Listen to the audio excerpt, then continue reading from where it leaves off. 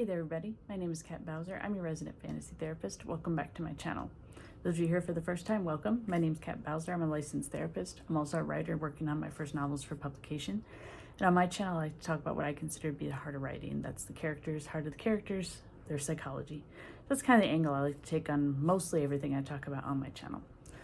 So today, quick update. I know I've been lacking in videos lately. Those of you who have been tuning in know that my husband got pretty sick. He was in the hospital with a septic shoulder. He is home now, and he just had surgery last Monday to get cancer removed off of his ear. They did get all the cancer, yay. So now he just has to have reconstruction on his ear. So that's supposed to happen this month. So hopefully in November, I will be back to regularly scheduled programming, so to speak. But anyway, for today, I wanted to just do a quick tag that Julian Graystroke put up. So I will link to her channel below, and it's called the Salty Writers Tag.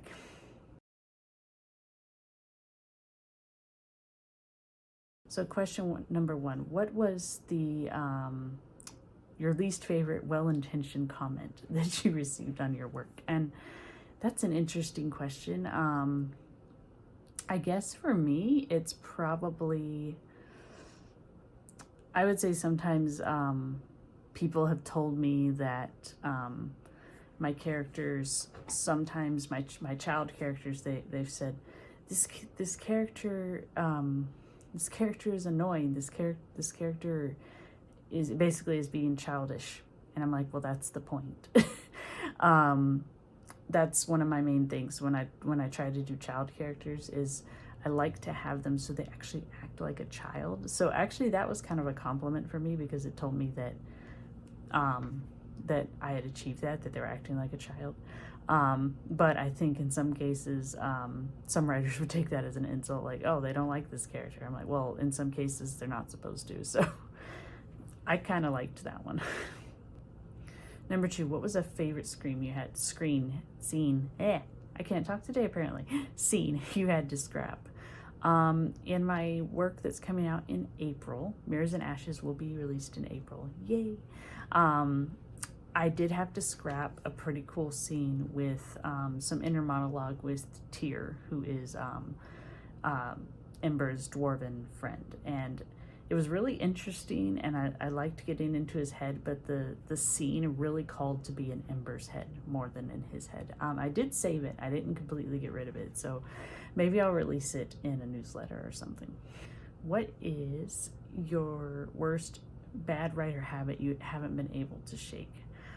Going through my edits that I just got back from my editor, so these are like the final edits before the proofread, apparently I really like passive voice.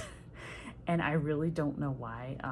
I think it might have to do with a lot of times when I do fan fiction, if I want the wording to sound kind of fancy, especially if I do like Tolkien verse fan fiction, I use a lot of passive voice, and I think it's just become a kind of a habit. So I've had to go in and kind of rewrite those words, those scenes. But not all passive voice is bad. I mean, there is one scene where I deliberately put it in passive voice. So. But I think that is one habit I'm going to have to work on. Next one. What would be the worst possible review that you could get? The worst thing a reviewer could say about your story? It's boring. That to me is worse than saying I hate this character. It's worse than saying this is horribly written. If somebody tells me my work is boring, that means I have not done my job. And so that would probably be the worst. I have had samples of that thrown at me before in fan fiction, so I've kind of developed a skin for it, but it still kind of hurts. So yeah, I would much rather someone tell me they hate my story than they were bored by it. Next one, what is your least favorite part of writing? Outlining. I used to be a plantser, so like a mix between a plotter and a pantser. But what I have found is with fan fiction, I can be a complete pantser. I don't have to plan, it just flows. With my original stories, I absolutely have to plot. There is no ifs, ands, or buts about it. I have to plot. So outlining, I'm still getting the hang of. Actually, one of the great things about this first book, Mirrors and Ashes, is it has taught me what I need to put in my outline and what I don't. And actually, I'll do another video probably this week, or if not this week, next week, about my writing process and what I have learned doing Mirrors and Ashes. So I'll talk a little bit more about it there. But outlining, it's still something I'm getting used to because I'm not used to doing it. Even in school, when I was doing like work in like high school and even all the way back to elementary school, if my teachers wanted a final and a rough draft, I hated it because I didn't see the purpose. I have since changed my view on that, but old habits die hard. I see the point of outlining and I definitely use them, but they are hard for me to write just because it feels weird still. Definitely a useful tool, but one I'm still getting used to using. Next question doesn't apply because it refers to traditional publishing and I am self-publishing, so I'm going to move on. What is a scene you hated writing? I don't want to say I hated it, but I have trouble with the beginning scenes, building up the action, building up what's going to be coming. But I also think those scenes are really important. So for me, it's kind of finding that balance between, okay, I don't want to jump into the action too fast, but I don't want to drive it too long either. So it's kind of finding that lovely, perfect Goldilocks center. So beginning scenes are hard. I think the first chapter is probably the hardest for me to write, no matter what I'm writing. Even if I have an idea of how I want to start, even if I'm jumping right into the action, it's always hard because I'm building up the characters, I'm building up the world. So, beginning. What is your writing weakness? Well, I've mentioned passive voice. That's a writing weakness I do still have. Other weaknesses, I would say still, oh, I know a good one. I cannot write a sex scene to save my life. I just can't do it. I can do the cuddling scenes, I can do the kissing, I can do passion, but as soon as it goes to the actual physical act, my brain shuts down and it can't do anything with it. I have tried, I have done what we call lemons in fan fiction just to practice, and I'm just not good at it. I don't enjoy it, so you won't find like full-on sex scenes in my books. Not because I find anything wrong with them, but because I just plain can't write them. So I don't know what it is. I love the emotional aspect of those scenes, and I love being able to write the connection between the characters, that kind of thing. But describing the actual physical acts, I don't know. I can't do it. So there's that.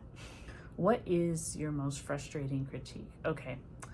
For me, it's when I have two conflicting reports. So like if I have a character, like I'll use some of the conflicting reports I got from Mirrors and Ashes. I had some people tell me they absolutely loved the relationship that I established between the main character and her love interest. And I had another who told me that they thought that the love interest was much older than he was. And so it felt like a father-daughter thing. I'm like, needless to say, I was a bit confused on that. I think for the most part, I've learned, okay, look back and take what the majority is saying, but maybe look at the one critique and see if there's something you could add to make it more clear. So in my edits, I've actually gone in and I've made the age more clear. But that was kind of frustrating at first because it's like, okay, I have two completely opposite opinions here. And I think you really just have to look at, okay, what was the majority saying? And last question, what can ruin a writing session for you? Interruptions. When I first start a writing session, I usually have a snack, I have a drink, and I have my music. I am in my zone. As soon as someone calls, hey, I need you, hey, come look at this, it drives me crazy. My husband will do this occasionally. It's always for stuff that's important, and so I don't mind, but it's irritating because it's like, oh, I was in my zone, and now you have thrown off my groove. to quote Disney's Emperor's New Groove, you've thrown off my groove. So it takes me a little bit to get back into the zone. So I'll go with that. That's my main thing that'll ruin a writing session for me. So thank you guys for chiming in for my video. As I said before, this tag was created by Julian Graystroke. I have dropped her channel in the comments, in the description, and you're welcome to do this tag if you so choose. I would love to see your guys' responses to these questions because I think they're interesting. As always, if you guys have suggestions of things you would like me to talk about, drop them below. I will get to them as soon as I can. If you don't want to miss when I upload, make sure you subscribe and ring that bell so you get notified whenever a new video goes up. Like I said, this month is going to still probably be a little weird, but November should probably be back to normal. But thank you guys for sticking with me through this crazy medical mess with my husband. I appreciate it. And as always, stay safe. Have a good one.